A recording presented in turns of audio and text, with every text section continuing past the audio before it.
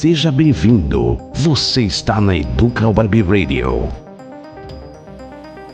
Fala galera, passando aqui para convidar vocês para conhecerem a Educa Web Radio. A Educa é uma rádio sensacional com uma programação incrível, além de muita informação de qualidade. Aqui você vai escutar o melhor do Classic Rock e os maiores clássicos dos anos 80, 90 e 2000. Dá uma olhada em nosso site para acompanhar a nossa programação. Além disso, temos uma novidade. A Educa Web Radio, a partir deste ano, está com as suas lives, um espaço onde o conhecimento e a troca de experiências ganham vida. Nossas lives são transmitidas pelo YouTube e Facebook, conectando você a uma comunidade de aprendizado e discussão em tempo real. Aqui reunimos profissionais renomados do mercado e professores especialistas para discutir temas atuais, responder suas dúvidas e compartilhar insights valiosos. Para poder acompanhar as lives, siga os nossos canais e ative o sininho para receber as notificações. Para escutar a Educa, você pode baixar o nosso app na loja Play Store ou através do nosso site educawebradio.com.br. E se você tiver uma Alexa, basta dizer: Alexa, tocar Educa Web Rádio. Bem-vindo à Educa Web Rádio. Vem pra Educa.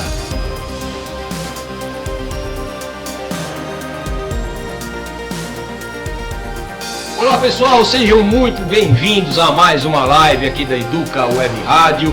Hoje nós temos a grata presença do professor Rodrigo Augusto Prando para a gente poder falar um pouquinho de um assunto muito importante para a nossa sociedade, para o nosso Brasil.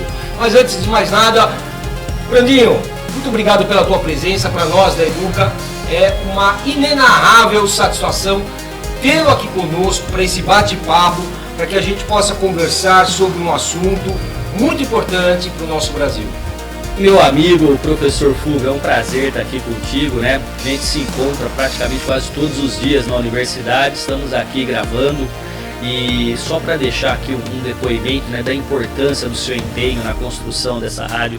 Eu fui um parceiro de primeira hora, não é? E criamos um projeto de extensão, ficamos um tempo no modelo e agora estamos num outro modelo sem abandonar o primeiro. Então, assim, parabéns, esse estúdio aqui tá lindo, então meus parabéns também pelo estúdio, pelo seu trabalho. E eu vou te falar uma coisa, eu estava até falando hoje cedo para a Ana e para o Henrique. Há muito tempo que eu não tinha uma entrevista com um embasamento como essa que você vai fazer. Porque está muito bem feita aqui as questões, o contexto, e olha, eu acho que vai ser um bate-papo muito bacana. Valeu, obrigado mesmo. Muito obrigado. Mas pessoal, o Prando, ele foi um parceiro muito grande para a gente poder iniciar a Educa Web Radio, né? E não foi só no primeiro momento. Ele está desde o primeiro momento e ainda está conosco nesta empreitada de levar informações de qualidade e imparciais para todos vocês. Mas vamos lá, vamos começar. Deixa eu antes apresentar o professor Rodrigo Augusto Prando para vocês. O professor Rodrigo, ele é graduado em Ciências Sociais, mestre e doutor em Sociologia. Ele é professor da graduação e pós-graduação da Universidade Presbiteriana Mackenzie e possui, pessoal, centenas, talvez milhares de entrevistas e artigos publicados em diversos jornais de grande circulação, revistas de grande circulação. Ele vira e mexe, aparece na TV Globo, aparece na TV Gazeta, aparece no canal My News, né? Entre outros, né? Ele é muito bem quisto, né, por todos os repórteres em função do conhecimento que ele tem acerca do tema, mesmo porque ele é um valoroso cientista político. E pessoal, hoje nós vamos falar, né, sobre um assunto deveras importante. Eu pontuei, né, essa pauta com o Prando, porque o que eu entendo, que já não é de hoje que nós, brasileiros, estamos vendo praticamente todos os dias, em jornais, em revistas, na televisão, diversas brigas políticas, né? Sempre o mesmo assunto, sempre a mesma pauta. E no meu modo de pensar, eu entendo que nós estamos perdendo, nós que eu digo Brasil, nós estamos perdendo uma oportunidade ímpar de crescer frente a um mundo que está cada vez mais se desenvolvendo. Aí eu sugeri ao Prando que a gente pudesse fazer um bate-papo sobre isso, né? Como eu disse, o Brasil ele poderia ser uma potência de inovação, ciência, desenvolvimento social, mas parece que o Brasil está preso, né, em um ciclo de estagnação, né? Em meio a uma polarização extrema, fake news, debates superficiais, o país, entendo eu, está desperdiçando oportunidades de crescimento e deixa milhões de jovens sem perspectivas, né? Perdemos talentos, inclusive para outros países, investimentos e a chance de construir um futuro promissor, porque estamos ocupados demais, brigando e pouco focados em soluções. Então, Prando, essa é a pauta do nosso bate-papo. Vamos lá. Né? E eu já gostaria de iniciar a nossa conversa perguntando para você, Prando, polarização extrema, como nós chegamos até aqui? Né? Tá. A gente percebe que as redes sociais ela tem um papel na radicalização do debate público, isso é fato, né? As pessoas elas só ouvem aquilo que reforçam suas crenças, né? E em comparação a outros países, emendando já a pergunta, Tá, vamos né? Como que nós estamos num caminho sem volta? Bom, vamos lá. Vamos tentar aqui, você tem várias informações nessa sua primeira intervenção, nessa sua abordagem. Então vamos lá. Primeira pergunta, assim, para que serve a política? Né? Vamos fazer o seguinte, vamos fazer um exercício, eu, você, quem está nos assistindo aqui, o seguinte. Se a gente for dormir hoje, fechar o olho e amanhã acordar e não tiver nenhum político vivo, todos vão morrer de madrugada. Que bênção, maravilha, excelente, tá ótimo? Não. Não, né? Porque você vai deixar de dar aula no Mackenzie, eu vou deixar de dar aula, as pessoas vão deixar de trabalhar no açougue, no supermercado, varrer a rua, o CEO vai deixar de ir para a empresa. Na verdade, o que é a vida sem a política? É uma vida em que não há organização do espaço coletivo, das discussões. Então eu costumo, inclusive eu disse isso ontem, por ocasião de uma entrevista em que foi colocada as frases ditas pelo deputado Geyer, que agora irritou o Alcolumbre, falando, né, de forma desrespeitosa de Gleisi, Lindbergh, dos presidentes do Senado e da Câmara. Mas a política, entre outras coisas, ela tem uma intenção de resolver conflitos. Na nossa sociedade não tem como não ter conflito, você não vai conseguir unanimidade, você não vai conseguir consenso, harmonia. Pressupondo que terá conflito, como que a gente busca resolver? Então aí eu sempre costumo dizer, para ficar claro, né, porque geralmente na televisão o tempo é muito reduzido, eu costumo dizer o seguinte, a gente tem na política a possibilidade de resolver os conflitos por meio do diálogo, dentro das instituições e, mais do que tudo, à luz da lei e da legalidade. Então assim, tem tantas outras coisas, mas a política ela é uma relação de poder, em que alguns mandam e outros obedecem. A pergunta sempre que fica é por que eu obedeço àquele que está mandando? Qual a legitimidade do mando? Então isso é uma coisa que nas minhas primeiras aulas de ciência política eu explico para os meus alunos. Isto posto, a pergunta é, sempre houve embate na política? Sempre. Então, vamos lá, vamos pegar desde a Revolução Francesa, né, a definição de esquerda e direita. São dois grupos muito fortes, não é? Então, assim, você tem a direita, que costuma valorizar a presença, a força dos indivíduos, a diminuição do tamanho do Estado, lutando por um Estado mais eficiente, a defesa das liberdades, né? Então, assim, numa perspectiva liberal, o Estado tem que ser reduzido e ele deve garantir o quê? A segurança, deve garantir as liberdades. Educação, saúde, previdência, seguro-desemprego, entre outras coisas, cada um deveria cuidar do seu. Então, você permite um ambiente mais competitivo e, na lógica, né, o mercado teria ali a sua tal da mão invisível, se autorregularia entre demandas e ofertas, e os indivíduos dotados de racionalidade econômica buscariam ali maximizar os seus desejos e lucros, né? E isso teria uma certa lógica.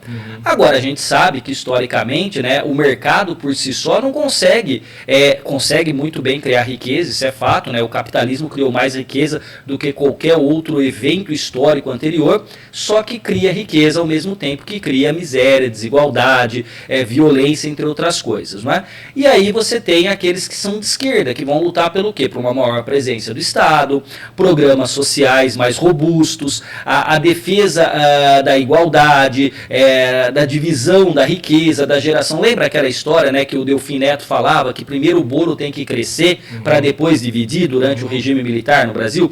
Então você tem ali a esquerda muitas vezes pensando no coletivo, enquanto o direito estaria focado mais numa unidade que é o indivíduo. Bom, então sempre houve embate. Agora eu pergunto, o que aconteceu nos últimos tempos? Então vamos falar um pouco de Brasil, porque é o que eu tenho estudado nesses últimos anos, não é? Porque a coisa começou justamente no período de Bolsonaro e Lula, né? Não, é aí que tá, não começou. Então vamos pensar o seguinte, né?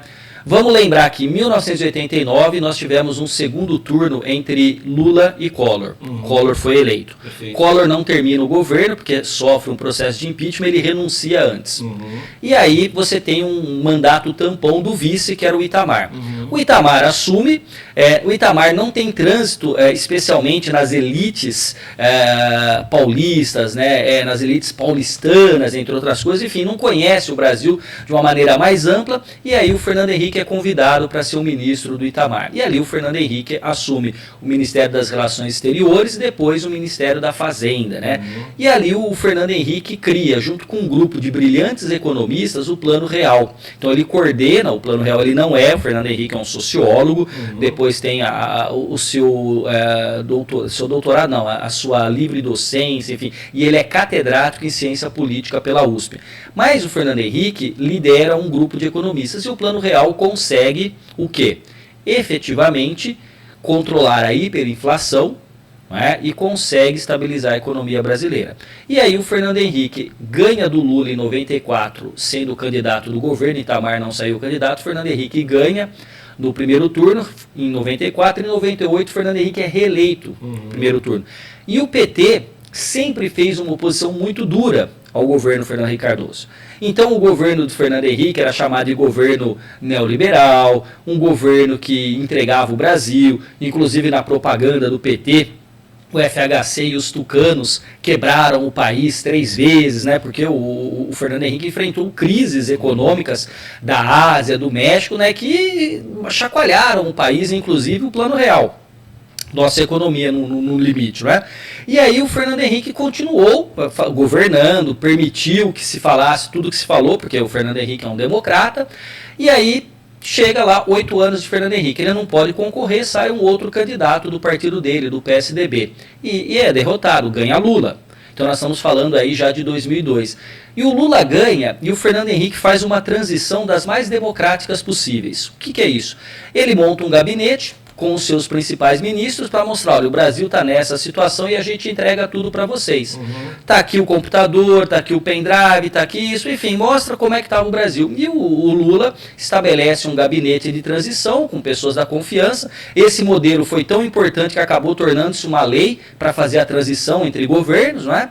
E foi assim, provavelmente, Fulvio, o momento de mais alta democracia e republicanismo no Brasil. Verdade. Não é? E o PT assume. O PT assume, semanas depois, meses depois, o Lula entra com uma máxima, com uma narrativa, que ele recebeu uma herança maldita. Quer dizer, que herança maldita? Um país que está estabilizado, Sim. uma economia que está funcionando, e no primeiro ano do governo Lula, a China estava crescendo a 10%, comprando tudo. Se o Brasil espirrasse, a China comprava espirro embalado, de tanto, né? E então o Lula tem a possibilidade, naquele momento, incrementar por bolsas, ações sociais, o Bolsa Família, vários, como eu disse, né, da esquerda, com preocupações sociais, luz para todos, questão da saúde, enfim. E aí ele consegue, de fato, fazer um bom governo. Então, mas passou todos os 4 anos e os outros 4 anos, porque de novo houve embate PT e PSDB, uma polarização PT e PSDB, que criou essa coisa de que o PSDB não se preocupa com os pobres, é uma elite de São Paulo, Fernando Henrique, que é muito culto, fala português, francês, espanhol, inglês, né? Enfim, criou-se um estigma de que o PSDB não tem preocupações sociais. Só lembrando que a inflação é o principal imposto que corrói o salário do trabalhador. Não precisa ir longe, basta ver o que está acontecendo hoje, né, com o governo Lula. Então, assim, se a herança maldita que o Fernando Henrique legou foi estabilidade e o fim da hiperinflação, o Lula hoje está com a língua queimando porque está submetendo, de certa maneira, não ele, mas contribui as falas dele muitas vezes, a postura do governo, a uma situação que está hoje tirando o percentual de aprovação dele e aumentando a desaprovação. Mas isto posto, este embate entre PT e PSDB durou muito tempo. Fulvio fazia as palestras no Mackenzie, contando do governo Fernando Henrique, depois falando do Lula da Dilma. As minhas palestras na semana do CCSA lotavam. Nas primeiras fileiras eu tinha 20, 30 colegas professores assistindo. E aquilo que? Para mostrar o que estava acontecendo no Brasil, porque que tinha aquele embate, né, as narrativas politicamente como são construídas. E o que acontece, Fulvio? Nesse meio tempo a gente vai ter a chegada de um elemento que a gente não tinha antes, não com a força que tem, justamente são as redes sociais. Né? Então as redes sociais, elas operam a partir, e você sabe disso, quem está nos acompanhando, que é culto também sabe disso, a partir dos algoritmos. E o algoritmo na rede social, ele capta, por conta da inteligência artificial, né, ele capta tudo aquilo que começa a dar repercussão. E o que dá repercussão nas redes sociais? Aquilo que mobiliza sentimentos. Então, sentimentos, medo, raiva, ódio, paixão, angústia. Então, quando você trabalha nesta perspectiva, você tende, quando você começa a gritar, se eu fizesse uma live aqui gritando com você e você apontando... para não ter a dúvida, a gente teria uma audiência espetacular. Pois é, aí que tá. Quando você mobiliza os sentimentos, o algoritmo impulsiona.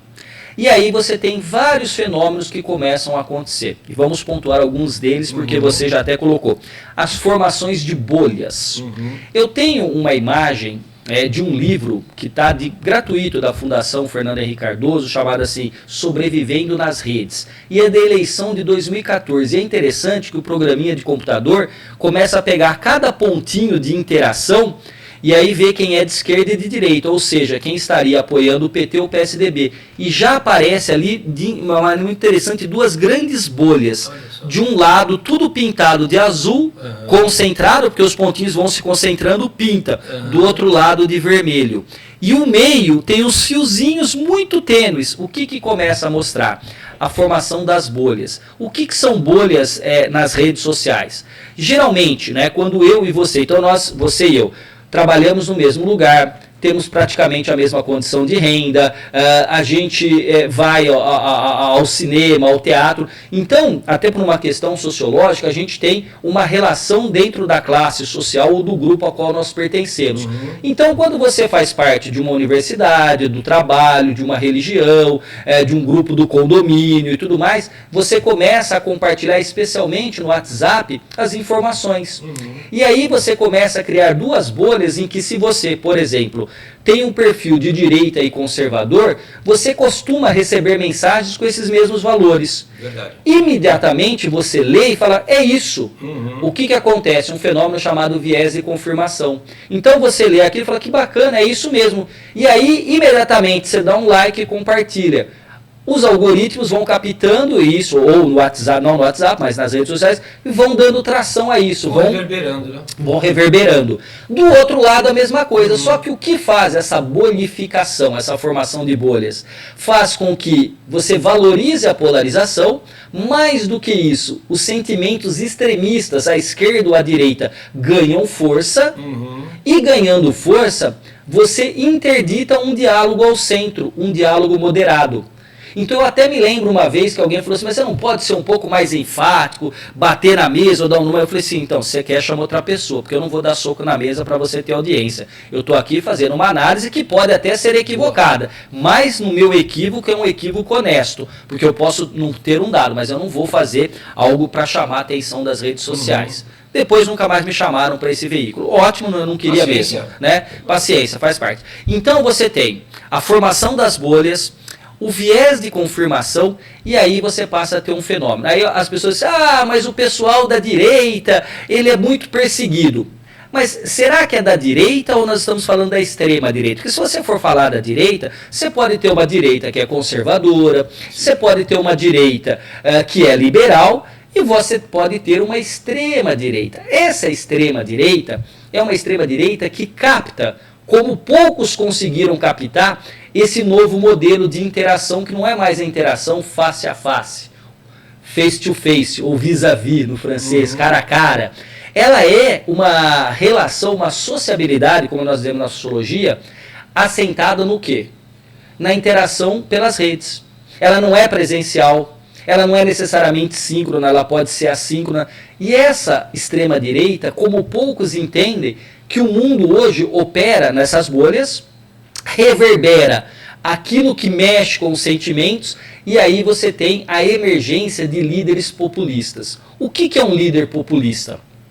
É um político que ele quer falar direto com o povo. E aí o populista divide a sociedade em dois grandes grupos. O povo, e este povo, ele é saudável, ele é bom, ele é honesto, ele é trabalhador, ou seja, tudo que for bom está no povo. E o restante são elites corruptas, são elites políticas, é a velha política, são os empresários, são os globalistas, são os jornalistas, são os intelectuais, são os professores. Então você divide a sociedade em dois grupos e simplifica, porque a realidade não é tão simples assim, mas você simplifica em duas. O povo, e esse líder diz o seguinte: eu falo direto com o povo, eu não preciso de intermediação, eu não preciso por exemplo, jornalistas, eu não preciso da mídia, eu não preciso de nada, eu falo direto com o povo. E por quê? Porque a rede social permite. Permite que você pegue um canal que você pegue o seu celular e fale. Só que nesse momento, você não tem ninguém para te perguntar, fazer o contraponto crítico, é você consigo mesmo. E você fala, e isso vai ganhando o quê? Pelas redes, tração, vai reverberar, o algoritmo captura, está dentro da bolha, isso vai se expandindo. Então o líder populista, ele apela direto ao povo, diz que o povo é um povo que merece, ele é virtuoso, as elites são eivadas de vício, de corrupção, daí muitas vezes o discurso da moralidade da corrupção, porque corruptos são só os outros, eu nunca sou corrupto, a corrupção está só em Brasília, eu sou a pessoa mais honesta do mundo, corruptos são só os políticos em Brasília. E aí começa a simplificar, mas essa simplificação tem força, ela é extremamente encantadora. Então o que eu posso te dizer? A extrema-direita, ela diz que sofre censura, mas ela ultrapassa em maior número os limites da legalidade e da ética, digamos assim, nesse sentido. Ah, mas a esquerda ou a extrema... Eu não estou falando de esquerda e de direita, eu estou falando da extrema-direita ou da extrema-esquerda. Também. A extrema-esquerda também. Só que a extrema-esquerda sabe muito menos lidar com este ambiente do que a extrema-direita. Então, se você pegar influenciadores hoje, pega o topo dos 10 maiores influenciadores no campo da política. Eu acho que dos 10, 9 serão da extrema-direita. Então é óbvio que o número de processos, de autuações, é maior porque eles sabem lidar mais do que... Mas a esquerda toma uma lavada. Pega recentemente o recuo do governo com relação ao Pix. Já havia uma fiscalização do Pix, mas um vídeo do Nicolas, deputado Nicolas, que é um ícone dessa extrema-direita, e ele sabe manejar como poucos as redes sociais, né, sem que ele tivesse feito uma fake news, mas construindo insinuações, ele conseguiu derrubar. O governo recuou, o governo tornou-se refém e teve que mudar tudo na comunicação, ou quase tudo, por conta não só disso, mas desse vídeo. A extrema esquerda ou a extrema direita consegue mais do que ninguém mobilizar. E aí quando você está falando de populista, pode ser um populista à direita ou à esquerda, à extrema direita ou à extrema esquerda. Então esse fenômeno, meu amigo, é um fenômeno presente. E essa polarização, o que ela traz como consequência? Ela interdita o diálogo, ela interdita a moderação. Vamos trazer, por exemplo, concreto que está na memória de todo mundo. Quem foi a figura que na eleição de São Paulo conseguiu chamar mais atenção do que todo mundo? Fala para mim. Marçal, não tenho dúvida disso, pelo menos do meu ponto de vista. Pablo Marçal. Isso. De São Paulo ou do Brasil inteiro? Do Brasil inteiro. Eu respondi, dei entrevista sobre o Pablo Marçal para Jornal do Maranhão, do Piauí, da Amazônia, do Rio Grande do Sul, do Paraná. Ou seja, é um fenômeno que se estendeu, embora o palco fosse São Paulo. Aí teve uma cadeirada do Datena. Aí tinha o Ricardo Nunes. Aí no debate, Ontem eu tive na TV Gazeta, né, estão gravando, reformando o estúdio, eu tive no auditório onde teve o debate. Aquele dia que eu estava acompanhando o debate, eu e minha amiga Deise Ciocari, eu achei que o Datena fosse bater no Marçal. Bateu no outro dia, deu a cadeirada no outro debate que foi na TV Cultura. Mas veja uma coisa, isso tudo mostra que a gente está numa situação em que esta polarização e esse ódio ganha atração e cada vez mais. Por exemplo, a deputada Tabata, candidata a prefeita, ela falava pausadamente, ela apresentava, ela mostrava sua trajetória, uma luta pela educação. Que espaço ela teve? Não, nem para o segundo turno foi. Né? Pega a polarização de 2022. Quem que teria condições de fazer frente ao capital político, à força, o carisma, a musculatura política de um Lula e de um Bolsonaro? Não. Ninguém. João Dória achou que ele fosse ser candidato porque conseguiu introduzir a vacina, arrefeceu a pandemia, saiu candidato, não teve apoio do partido que apoiou Simone Tebet, saiu da vida política. Entende o mal da polarização? Sim. Agora, o cerne da discussão está aí, né?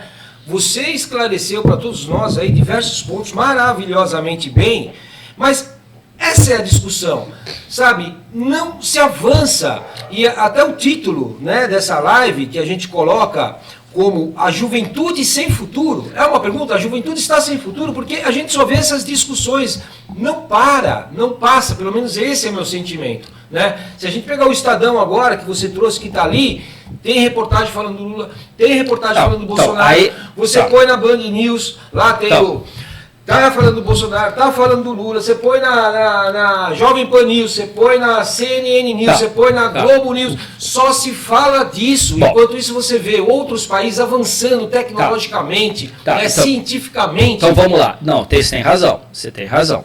Mas por que se fala tanto do Lula e Bolsonaro? Porque eles são notícias. Sim. Então não tem como, mas será que não tem outras notícias? Tem outras, mas qual é se a lógica do algoritmo é impulsionar, qual é a lógica da mídia? Vender. Vender e manter esse discurso, porque isso de alguma forma acaba rentabilizando. Mas claro, vamos lá. Vamos pensar o seguinte, você há uns dias atrás tentou impulsionar um vídeo meu. Verdade. Você tentou impulsionar no Google um vídeo meu. Isso. É um vídeo que eu falei de discurso de ódio?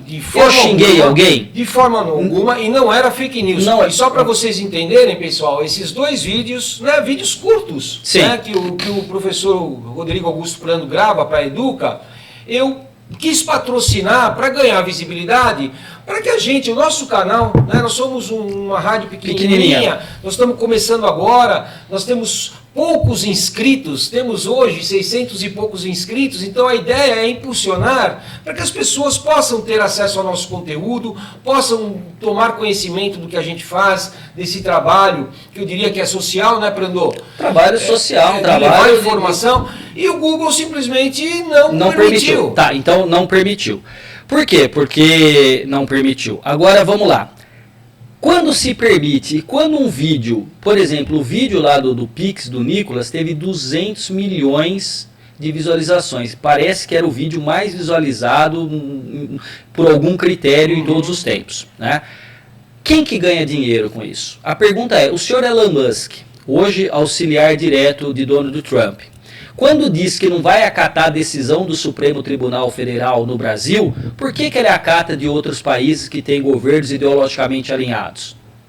Por que governos entendidos no espectro da extrema-direita, quando falou que o Twitter, o X não podia, o Elon Musk abaixou a cabeça e para o Brasil ele quis confrontar o Alexandre de Moraes diretamente e o Supremo Tribunal Federal no limite à nossa própria soberania? Porque as Big Techs ganham e ganham muito dinheiro com isso. Sem dúvida. Então, veja, agora vamos pegar... E você tentou impulsionar um vídeo meu, tudo bem, tranquilo, não foi impulsionado, não tem problema. Mas aí um outro vídeo, uma senhora comentou. Eu falei nesse vídeo da infeliz fala do presidente Lula, que disse que colocou o Gleisi, uma mulher bonita, para articular com o Congresso. Essa senhora, ao invés de fazer só uma crítica à minha análise, o que ela disse? Que eu falei merda, que eu sou inculto, que eu sou ignorante, que tudo mais. Ou seja, é entre aspas, porque é o que ela colocou. Quem quiser pode acompanhar. Veja só, dá para fazer todas as críticas? Dá.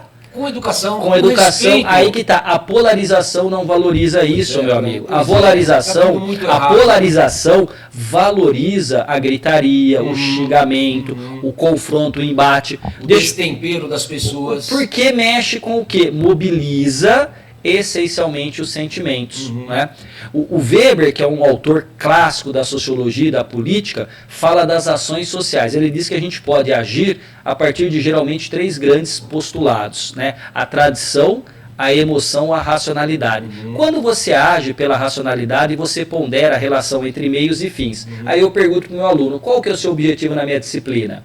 Aí um fala assim, e ter conhecimento. Falou, fala a verdade, ser aprovado. Falei, então, mas para ser aprovado, que é o fim, você precisa ter o quê? Você tem que vir e prestar atenção, se possível tomar notas, você tem que fazer os exercícios. Ou seja, quando você concatena os meios para atingir um fim, você está sendo racional. O que é o despertar da emoção? O que acontece no embate quando a gente chega na sala dos professores e começa a ver, ainda pelo menos no nosso caso, de forma saudável, provocações ou brincadeiras com relação à política, mas alguns podem se alterar, aliás, se alteram, se exasperam. E aí teve uma vez, meu amigo Fúvio, que um jornalista me perguntou, mas como é que tem sido, com essa polarização, você chegar na universidade com seus colegas? Falei, bom, na universidade, como no Brasil, a gente deve ter provavelmente entre os professores metade que vai votar no Lula e a outra metade que vai votar no Bolsonaro. Eu não quero perder metade dos meus amigos por uma predileção ideológica ou, na verdade, perder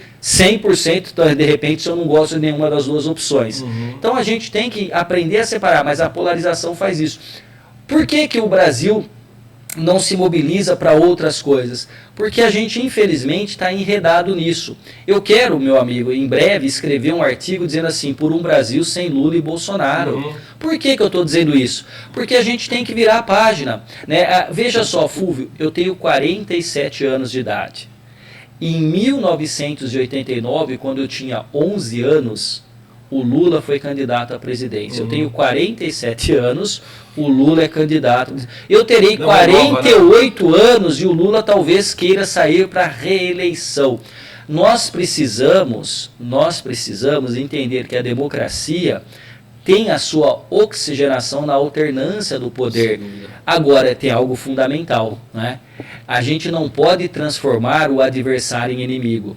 Inimigo a gente destrói.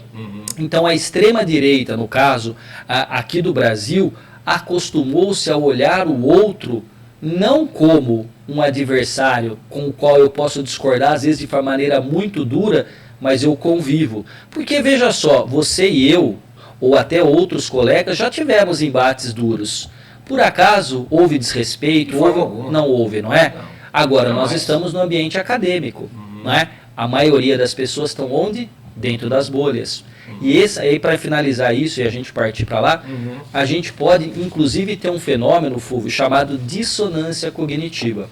A dissonância cognitiva é quando estes grupos, eles não apenas compartilham fake news, pós-verdade, teorias da conspiração, negacionismo, numa velocidade tão grande que essas pessoas vão assumindo uma realidade paralela e habitam nela. E aí eu estou na minha realidade paralela, você vem e me apresenta um fato ou um dado da realidade. O que acontece? Eu nego aquilo porque é desconfortável e eu vou encontrar o quê? Conforto e segurança naquilo que eu já acredito. Então, existem figuras que são muito boas em espalhar, eu até escrevi um artigo, né, que virou capítulo de livro, chamado Um Quadrilátero Ameaçador. Eu até falo, né, lembra daqueles filmes do Indiana Jones em que ele está no lugar, as paredes começam a fechar? Eu até falo que tem aqui um quadrilátero, né, de um lado a gente tem fake news, pós-verdade, negacionismo, e o ápice disso tudo, que é o mais sofisticado, são as teorias da conspiração. E esse quadrilátero vai se fechando até espremer, esmagar a democracia. E tem sido difícil sair disso. Perfeito, perfeito. Bruno, pegando o gancho, né, sobre fake news, inclusive você escreveu um livro sobre isso, junto com a Daisy, né? Isso. As fake news podem ser consideradas uma ferramenta de manipulação? Claro. Cara, quem que lucra? Quem que está lucrando com essa desinformação, Brando? Vamos lá. Lucra com a desinformação quem a cria com objetivo econômico ou político. Tá? Então, assim, vamos pensar o seguinte, Fúvio, já aconteceu de em algum momento algum colega, uma mulher, alguém, algum amigo, algum familiar, fala assim, nossa, eu tô bonito. A pessoa não tá bonita, você fala assim, não, tá sim. Sim. É uma mentira. Várias. Não existiria, provavelmente, vida social se todo mundo fosse sincero o tempo todo. A gente, em larga medida, teatraliza a vida social. É uma ideia de alguns autores da sociologia, como se a gente fosse meio que colocar máscaras. A gente se apresenta, mas sempre interpretando um papel, né? Agora, essa mentirinha, ela é a mesma quando você pega e você distorce ou você constrói uma narrativa fantasiosa e você gera um impacto na economia, como a queda da bolsa, como o assassinato. Porque veja só, às vezes uma mentira, uma desinformação que circula nas redes sociais leva a um aspecto que é o linchamento, não virtual. O Brasil, Fúvio, não sei se você sabe, é um dos países que mais lincham no mundo. Né? O Brasil é um país extremamente violento. Então, você tem um grupo especializado na construção destas categorias. Então, eu vou te dizer o seguinte, né? Em 2016, o dicionário de Oxford, que elege palavras, elegeu a palavra pós-verdade como a palavra do ano. A pós-verdade, de uma maneira mais simplificada, é quando você consegue moldar a opinião pública trazendo à tona as emoções, os sentimentos e não os fatos e os dados da realidade. E aí você tem dois eventos que os especialistas consideram eventos significativos desta construção da pós-verdade, que óbvio vem também com fake news, que é o Brexit, a saída, né, do Reino Unido, da zona do euro, né, do mercado como europeu, e você tem a eleição do Trump. E você tem milhares e milhares de perfis falsos e robôs que criam essas narrativas, as fake news, que hoje está sendo chamada de desinformação. Eu estou fazendo, Fúvio, um estudo em que eu estou analisando a percepção da classe política brasileira sobre o termo fake news. Para isso eu estou analisando o relatório da CPMI da Covid, do 8 de janeiro e... CPMI do janeiro, daqui a pouco eu lembro outro, mas eu estou 3 grandes relatórios de CPMI. A CPMI das fake news, que não teve... Não teve fim ainda, né? Não, mas encerrou sem nenhum indiciamento. Das fake news, o da pandemia do 8 de janeiro. E aí é interessante que foi mudando no discurso político o termo fake news para desinformação. Então quem lucra? Lucra quem ganha dinheiro com isso, especialmente as big techs. Então quando você pensa que o Elon Musk é um paladino da liberdade de expressão, desde que a liberdade de expressão não atinja ele. Porque se o atingir e colocar, ele tira, ele censura, ele corta. De alguma forma afetar os interesses econômicos.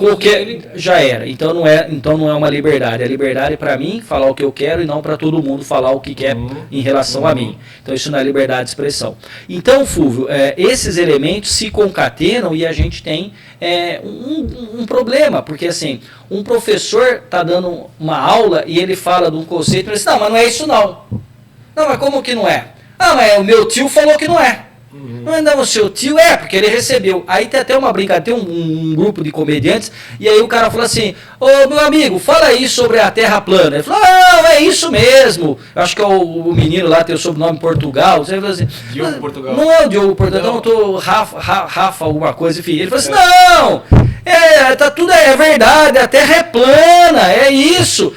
O pessoal que fez física, astrofísica em Harvard, o pessoal do MIT, o pessoal que tá na NASA, o pessoal que tá na espaçonave, viu a Terra, tá errado, certo? Tá o seu tio de Apucarana, que é pintor. Você tá entendendo? Nada contra Apucarana, pelo amor. Mas porque eu acho que é citado do jeito que eu tô falando aqui. Nada, mas a questão é assim, não, mas a dona Lourdes costureira não tem direito, mas a opinião, claro que tem.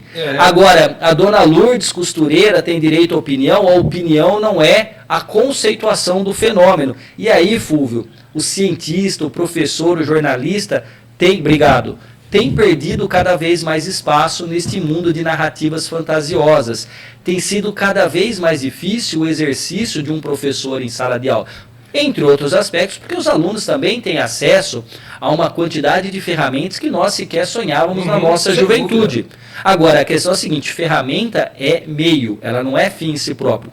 Você tem que saber usar a ferramenta. De acordo com o prompt de um chat GPT, por exemplo, que é uma inteligência generativa, você tem um resultado ou outro, né? Então, se você começar a questionar o ChatGPT de questões, mas e aí, quando você vai assumir, se tornar autoconsciente e assumir tudo? Você tem interesses em destruir a humanidade? Veja o que ele vai te falar. Pergunte. Você fez essa já. pergunta? Depois eu vou fazer, vou querer saber a resposta. Agora, Brando, a falta de pensamento crítico, de fato, ela faz com que favoreça a propagação de mentira. Claro, claro. Agora, quando você fala de pensamento crítico, a crítica ela é uma ideia desde os gregos de julgar. Sabe quando alguém diz o seguinte assim, ô meu amigo, eu vou fazer uma crítica construtiva para você. Crítica não é construtiva. A crítica, ela tem por objetivo desconstruir, não é destruir. Desconstruir. Então você vem para mim e me traz uma afirmação. Isso aí está lá no velho Sócrates, no método da ironia e maiêutica. O Sócrates fala assim, olha, eu não sei de muita coisa, mas eu sei que eu não sei. Então daí vem só sei que eu não sei. Ele chegava e falava assim, Fúvio, fala para mim o que é a política. Aí você fala assim, a política é a arte de bem governar. Tá, mas existem políticos que não governam bem. Aí você fala, então não é arte de bem, não, é a arte de governar possivelmente pensando no bem. Mas, Fúvio, tem políticos que sequer pensam no bem, pensam em si próprio. O Sócrates ia perguntando, e a pessoa ia respondendo, e aí chegava um momento que ela tinha que admitir a sua ignorância, que ela não conhecia tanto quanto ela imaginava crer e conhecer. Este é o primeiro momento do método socrático, que é a ironia. Depois vem a maiêutica, que é o parto da sabedoria. Ou seja, depois de você dialogar, você construindo um diálogo, uma interação, você constrói, você vai dar a vida, o parto ao novo conhecimento. Isto é a perspectiva crítica. Então, quando você faz uma crítica, você desconstrói e o diálogo permite a construção posteriormente. Infelizmente, no Brasil, você fazer uma crítica, você praticamente já é escanteado. Verdade. Eu fui levado para debates acadêmicos em que eu fui muito educado, como eu costumo ser, eu fiz críticas e nunca mais fui convidado para a banca, eu nunca mais fui convidado para atividade. Por quê? Porque estava se discutindo um texto de sociologia, um texto que eu domino, que eu leio desde que eu sou jovem, nos meus 17 anos, eu dou aula disso. Vai falar sobre Emile Durkheim e positivismo. Eu sei do que eu estou falando. E aí eu fazia algumas perguntas que geraram mas nunca mais me chamaram. Ou seja, o brasileiro não gosta muito da crítica, mas a crítica, a perspectiva crítica, a análise permite você conhecer. Mas eu gosto do Estadão. Eu gosto da Jovem Pan. Eu gosto da Globo. Tudo bem, você pode gostar do que você quiser. O que você não pode é buscar informação numa única fonte. Perfeito. Porque todo veículo de comunicação tem a sua linha editorial e costuma apresentá-la. E aí você tem que dizer... Outro dia eu estava lendo o jornal, a menina passou... Ai, que inusitado, tio! Inusitado ler o jornal, né? Inusitado. A geração Z, de fato, é inusitado. É inusitado, porque a informação está na ponta dos dedos aqui, só que uma informação cada vez mais rápida e rasa. Verdade, verdade. E, Bruno, como que a gente consegue restaurar a confiança nas informações verificadas? Aí que tá. A confiança é o elemento fundamental não existiria também vida social sem o elemento da confiança. Né?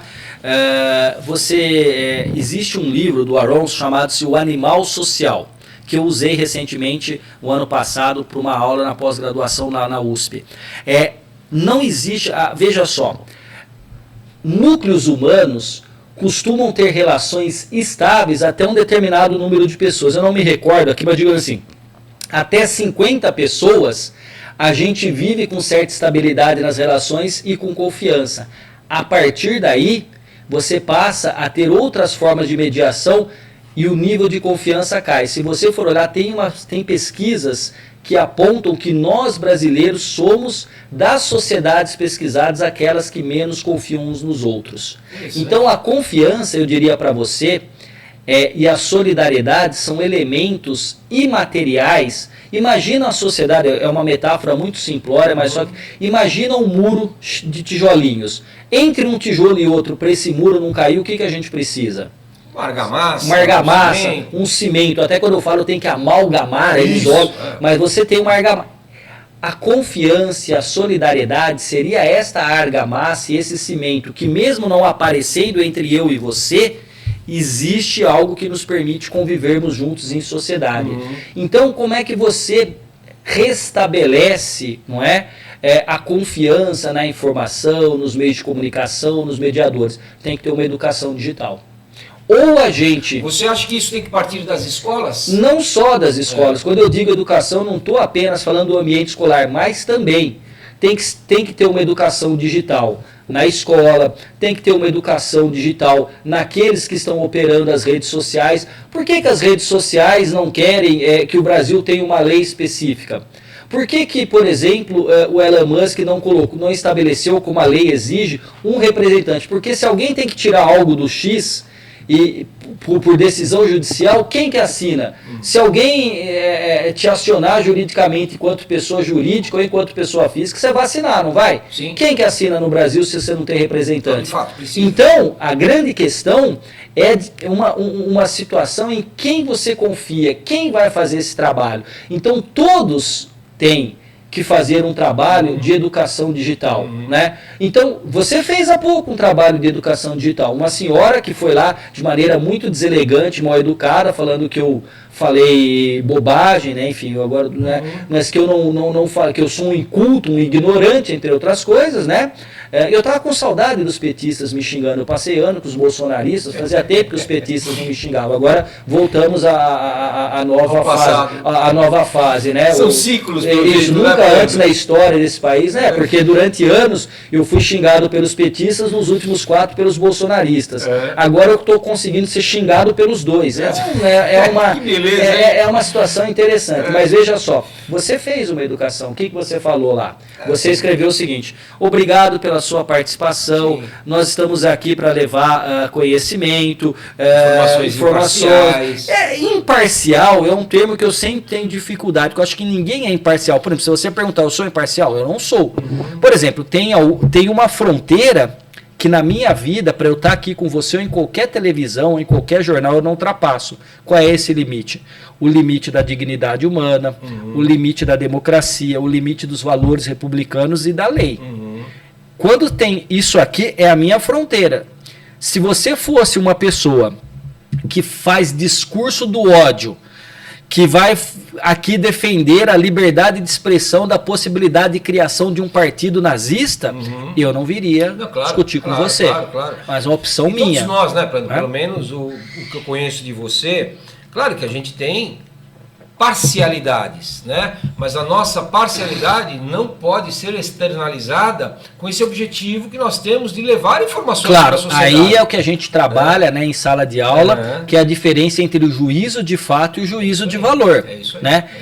Nós temos uma classe... Uma vez eu encontrei um professor lá na antiga Livraria Cultura, né?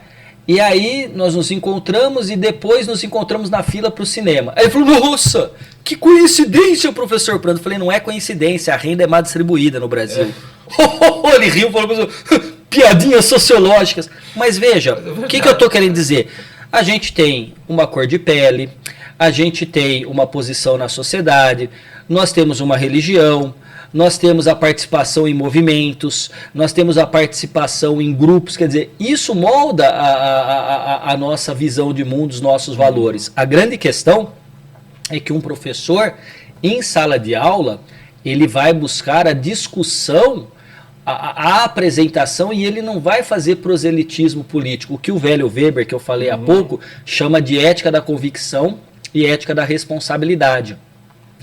Aquele que está pleno da certeza de seus valores, se for apresentado um dado diferente do que ele acredita, o mundo está errado ou todos os homens são idiotas, diz o Weber. Ao passo que eu sempre estou certo. Esta é a ética da convicção. Ao passo que a ética da responsabilidade é cada ação que eu faço, eu tenho uma consequência, portanto eu preciso prever.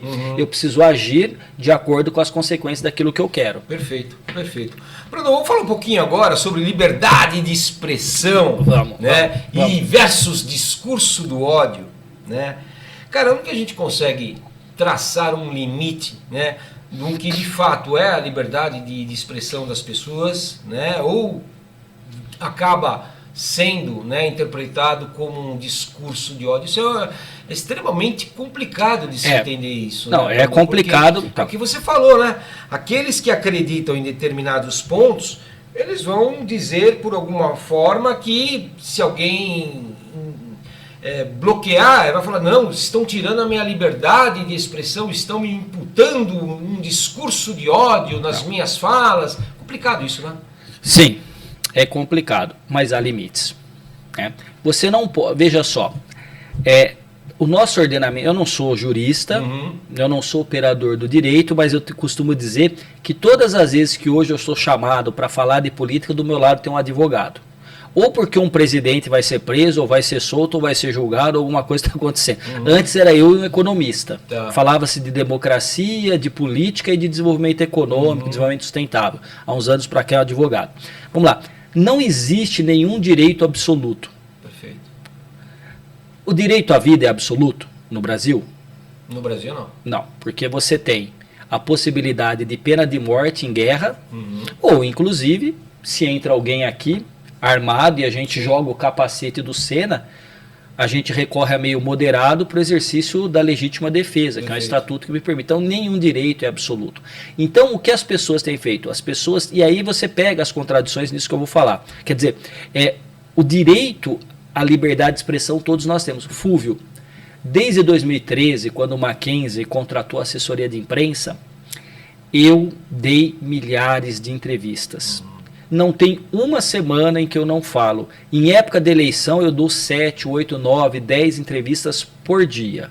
Sem faltar, né? Sem faltar do Mackenzie, sem deixar de dar prova. Eu estou dizendo, eu trabalho e ainda dando as aulas, pesquisando e dando essas entrevistas. Por quê? Porque eu acho que eu tenho que ocupar aquele espaço, em primeiro lugar. Se eu não ocupar, outra instituição vai ocupar. Então eu prefiro que a instituição que eu trabalho ocupe. Segundo, porque eu acredito naquilo que eu estou falando, pelo menos de uma maneira a não gerar discurso de ódio, outras coisas. Então veja, eu nunca tive uma fala minha atacada ou censurada. Claro, a pessoa se irrita porque eu estou fazendo uma crítica ao Lula, se irrita quando eu estou fazendo uma crítica ao Bolsonaro. Tá, é do jogo. Eu nem leio e nem respondo. Tá? Porque eu tenho que manter minha sanidade mental, eu tenho os meus tenho outras coisas para fazer, enfim, né? Mas então assim, qual o limite? O limite é a lei. Perfeito. Você não pode usar de um direito, abusar desse direito, infringindo o outro. Então veja só, vem desses dias um debate daquele jovem que era do Flow Monark, né? E ele dizendo o seguinte: eu tenho como convicção que há necessidade de liberdade de expressão. Aí o jovem que dialoga com ele fala assim, tá, mas você ainda acha que um partido nazista tem direito de existir? Ele diz, sim, eu acho. Eu tenho que conhecer para ele ter liberdade de expressão, de se expressar. Ele fala assim, então você acha que, por exemplo, o Estado Islâmico tem direito de existir, se organizar politicamente, fazer um discurso que tem que matar quem não... Eu acho que sim. Aí que tá. Não pode. A nossa legislação não permite que você... Porque para que serve o partido político? Para disputar o poder e manter-se dentro da democracia, do Estado Democrático de Direito. Um partido que se coloca no campo do nazismo ou do terrorismo não está disputando o poder político para governar a sociedade, mas sim para eliminar os outros, matar os outros. Então é óbvio que é muito difícil, mas veja, nós temos a liberdade de expressão, podemos e devemos usá-la, mas toda a liberdade, todo direito, meu amigo, vem recheado de deveres e de responsabilidades. Perfeito. Então, quando eu ultrapasso o limite daquilo que permite a lei, então, mas nos Estados Unidos as pessoas podem andar armadas nas ruas de fuzil e se considerarem supremacistas, o que elas não podem é dar um tiro numa pessoa negra. Lá nos Estados Unidos, aqui não.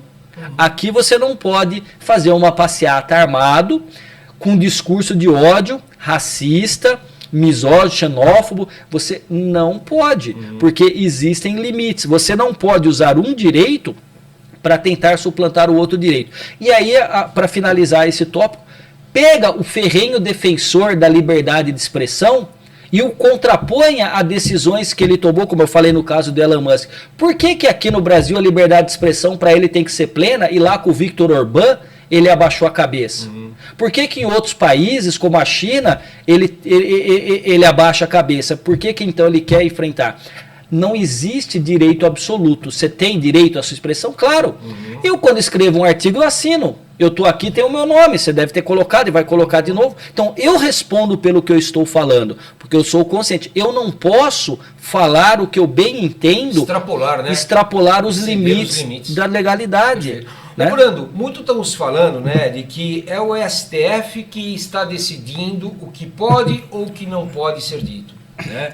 Eu acredito que o STF esteja numa situação bem delicada, né? Está como se fosse na vitrine, né? Recebendo pedradas de todos os lados, né? É uma situação que, pelo menos ao longo da minha vida, eu nunca vi. Hoje, vou confessar uma coisa, hoje eu sei o nome de todos os ministros do Supremo. E da seleção brasileira? Não sei. Tá vendo? Mas há 15 anos atrás, eu não sabia, a não ser o Joaquim Barbosa. Por né? que você sabe o nome dele? Ele julgou o quê? Ah, eu não lembro. Qual que foi o grande julgamento que ele fez na época do PT? Lembro. Mensalão. Foi o Mensalão? Foi.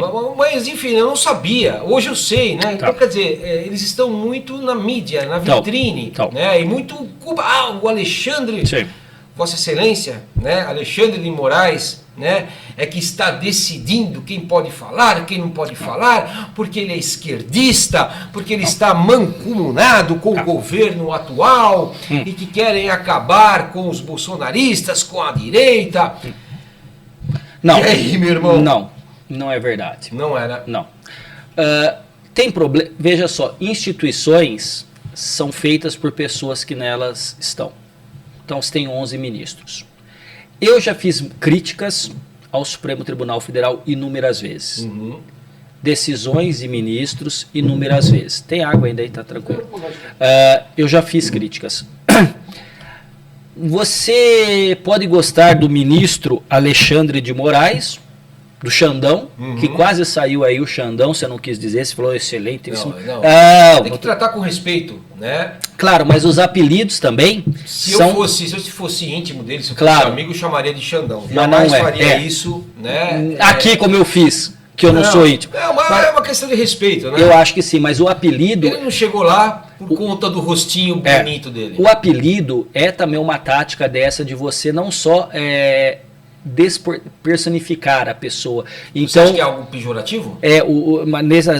No caso esse não, mas é o Xandão, 9 dedos, descondenado, né, fascistinha, todas essas coisas são tentativas. Isso aí é de uma velha escola. Quem ensinou a extrema-direita no Brasil a fazer isso e fazia com muita propriedade é o falecido Olavo de Carvalho. Sim. Então ele ensinou e muita gente aprendeu para a cartilha dele. Mas vamos pegar essa questão do STF.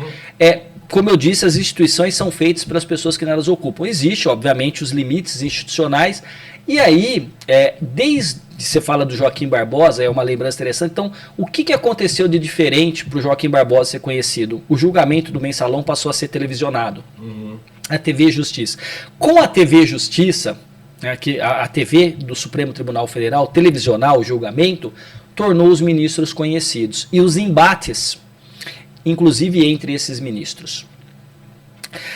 Tem um livro que fala sobre isso, do Recondo, sobre os ministros do Supremo antes e depois ali do bolsonarismo, que você trouxe o tema do bolsonarismo junto, né? Mas é interessante colocar, chama-se Os 11, é o nome do livro, né? Então dizer que antes do bolsonarismo eram 11 ilhas que decidiam individualmente e quando sentiram que o bolsonarismo poderia pôr em risco a democracia e o Estado Democrático de Direito, eles se uniram em grande maioria para a defesa das instituições da democracia. Mas vamos aqui para dizer, muitos ministros deveriam se contentar em falar nos autos, ou seja, deveria apenas então somente se manifestar dentro da instituição Supremo Tribunal Federal e nos autos que são os processos. Só que a gente vive uma sociedade hiperconectada. Então a mídia estimula que ele fale. Hoje qualquer um pega, por exemplo, hoje o ministro Zanin estava escovando os dentes no aeroporto. Um cara começou a filmar chamando ele de bandido, dizendo que tinha vontade de dar um tapa na cara dele e escovando os dentes, porque o Zanin tinha sido advogado do Lula. Agora imagina, você é advogado de alguém, você está escovando os dentes viajando, você não tem direito de viajar porque alguém vem com o celular na tua cara, fica te provocando para você tentar ir para cima, fala, tá vendo? Tentou me agredir. Como aconteceu com o Alexandre de Moraes também, em Roma. Então, assim, ou como acontece com vários outros, quer dizer que tem gente que há muitos anos no Brasil, por conta da posição institucional, não sai mais para ir no cinema, para jantar, porque é impossível. Dada essa polarização, as pessoas cospem, né? Uma vez teve aquele artista da Globo, me foge o nome dele agora, ele deu uma cusparada em alguém quando foi xingado e tudo mais. Então você vê o nível que nós chegamos. Então, assim, há que se fazer críticas aos ministros do Supremo pelas... Eu acho que sim.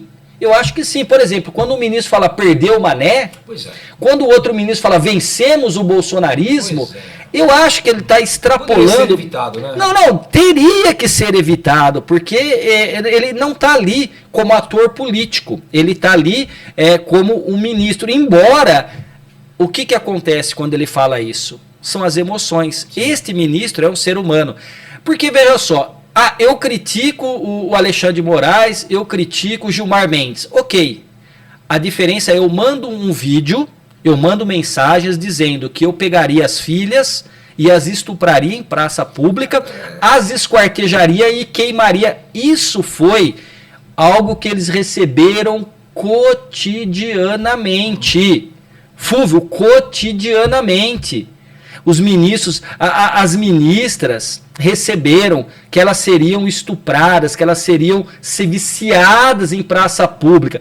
Isso não é liberdade de expressão. Não, claro que não. Então, aí a pergunta é, o Supremo decide por último, inclusive decide se está errado ou certo por último. Mas eu não concordo com isso. Bom, aí é a Constituição. Aí você tem que discordar, inclusive, do Montesquieu, que estabeleceu a divisão tripartite do poder. É que aí as pessoas dizem o seguinte, não, só tem legitimidade quem teve voto, que é o executivo e o legislativo. O judiciário, como não teve voto, não é legítimo. Está errado? Ele é, porque a Constituição garante 3 poderes, ambos com legitimidade. Qual é a diferença entre poder e autoridade?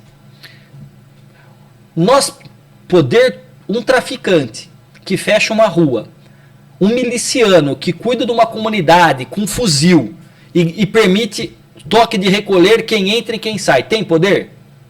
Tem. Ele tem autoridade? Não. Porque a autoridade é o poder autorizado pela lei.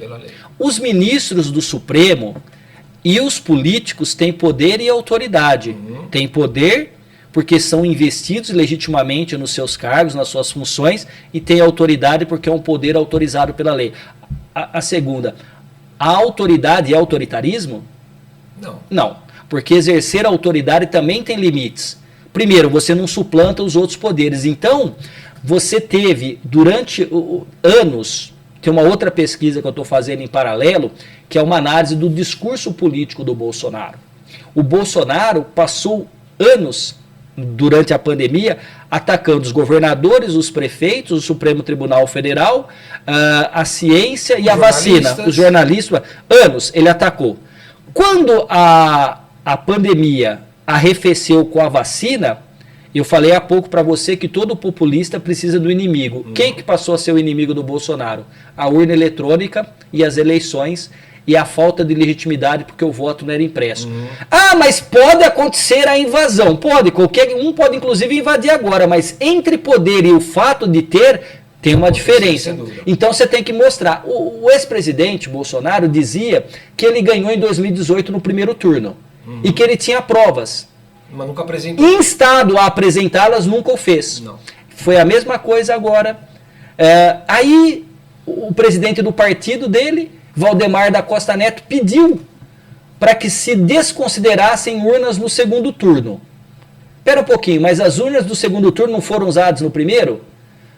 Foram, mas aí... Os resultados do primeiro ele não queria... Não, porque no primeiro turno elegeu um parlamento preponderantemente conservador, governadores. Então vamos... Aí o que a justiça fez? Litigância de má fé. Meteu-lhe uma multa. Se não me engano, 22 milhões. Né? Alusivo ao... Eu vi o cálculo. No livro do Alexandre de Moraes... Foi coincidência?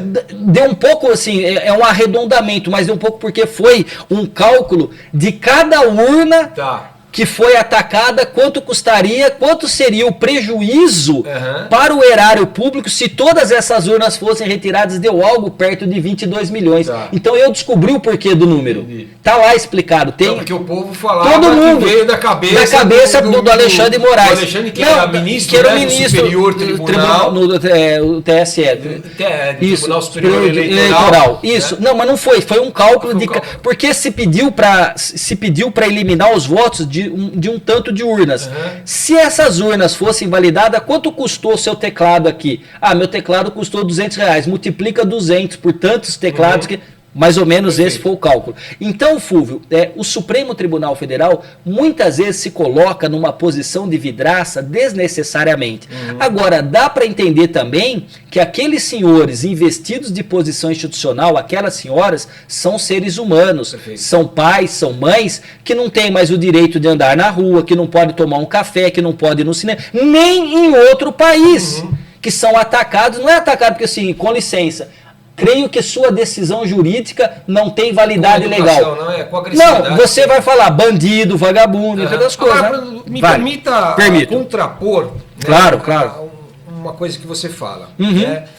Nós estamos falando de ministros do Supremo, né, que são pessoas altamente qualificadas, competentes, muito inteligentes. Eles não deveriam ter, né, eles não deveriam se policiar a não falar determinadas coisas, como isso que você trouxe, né? Perdeu Mané, né? Vencemos o bolsonarismo.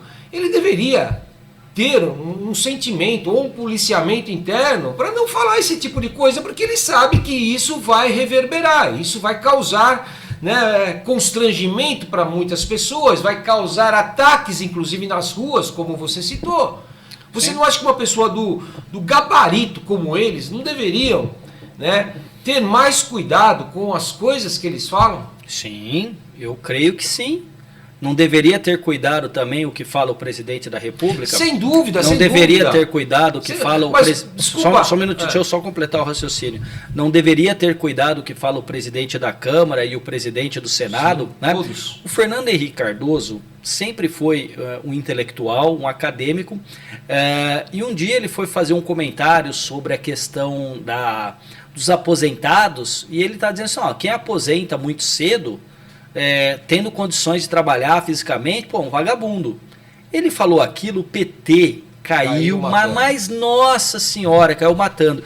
Mas ele aposentou-se com 30 e poucos anos. Não é que ele se aposentou, ele foi aposentado pela ditadura militar, que o proibiu de dar aula e de fazer pesquisa no Brasil.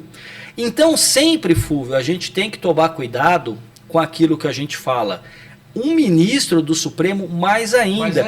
Mas ninguém... Aí que de novo tá assim, não, então por que tem a liberdade de expressão de falar o que... Por que o Bolsonaro poderia falar para jornalista que ela tá dando furo de reportagem, mas numa alusão sexual? Por que ele tem que falar para um outro jornalismo que você tem uma carinha de homossexual, como ele falou? Né? Por que no cercadinho lá no Palácio... Lembra que eu falei que o populista não quer mediação? Ele colocava lá e ele ia falar direto com o que ele entendia como povo, não é? Então, todos que ocupam posições institucionais, com respeito à sociedade e especialmente os detentores de mandato, com respeito ao seu eleitor, deveria ter consciência do que vai falar. Ministros do Supremo, inclusive. Agora, assim, por que então uma parte da extrema-direita que defende o direito de liberdade de expressão do Bolsonaro, de falar o que quer, sendo ele instituído da máxima posição da República, não se impressiona com o que ele fala a respeito das mulheres, dos jornalistas, dos governadores, dos ministros, e agora acha que o perdeu Mané é muito mais duro do que o que ele sempre falou ao longo dos 4 anos. Aí é o que a gente chama de indignação seletiva. Sabe o que irritou as pessoas no vídeo que eu gravei do Lula? É porque eu já falei, e a senhora que me criticou de maneira grosseira só corrobora a minha tese. Quando é o Bolsonaro ou alguém da direita que usa uma frase machista, nossa, os progressistas, a esquerda cai matando. Quando foi o Lula, você vai encontrar um malabarismo intelectual, um malabarismo teórico, metodológico, para dizer, não, o Lula não foi machista. Mulher bonita não é demérito. Claro que não é demérito, inclusive casamos com mulheres bonitas, não é demérito.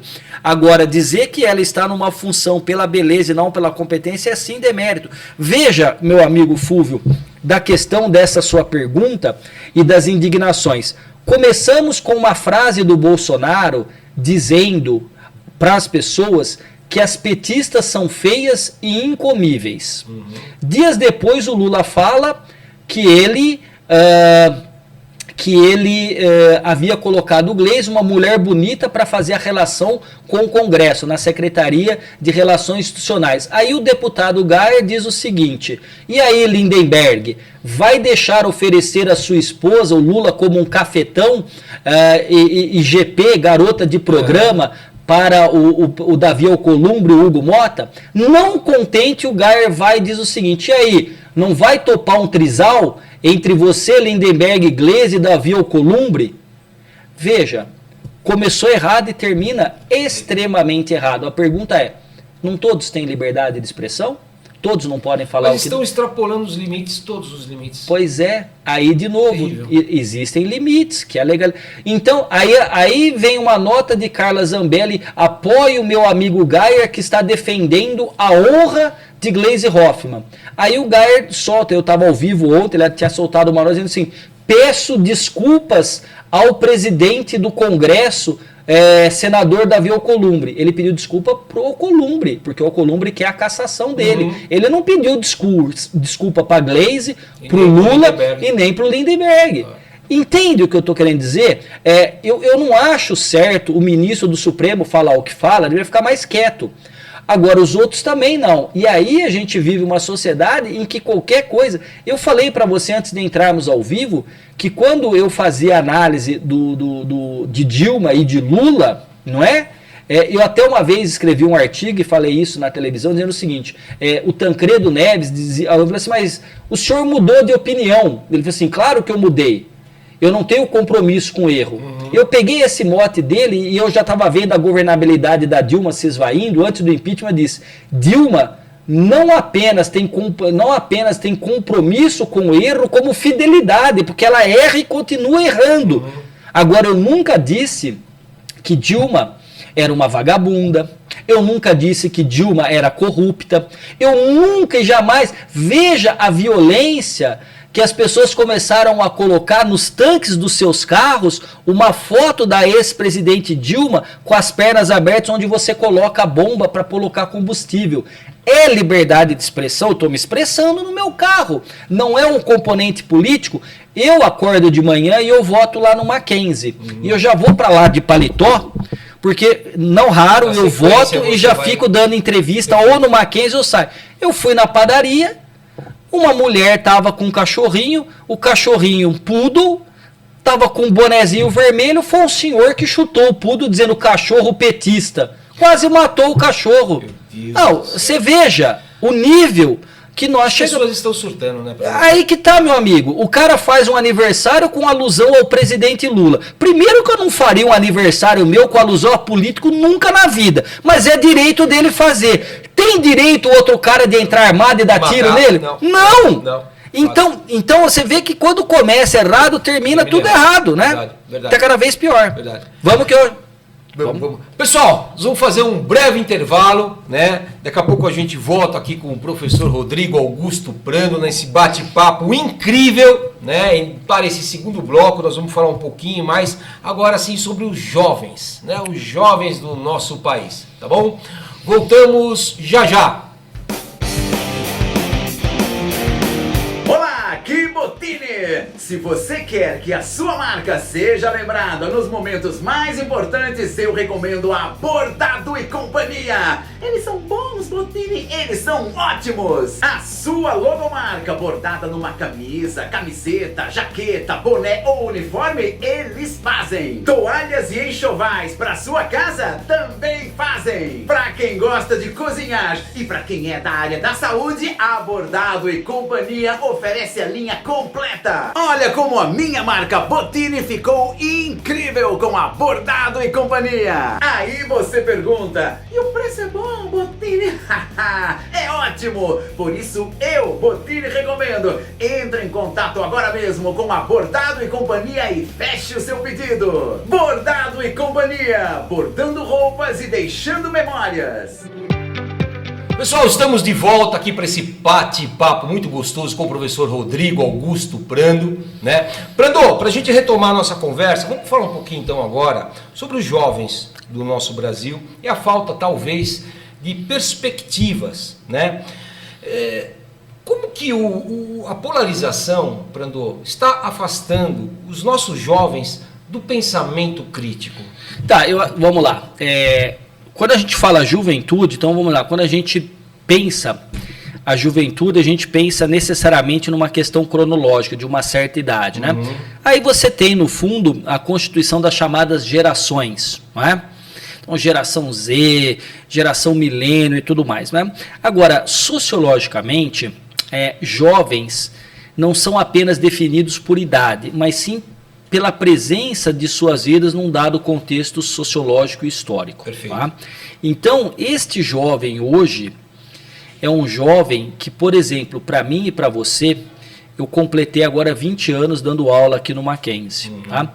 O jovem que está na sala de aula hoje, ele é substancialmente diferente do jovem há 20 anos, quando eu entrei aqui na instituição.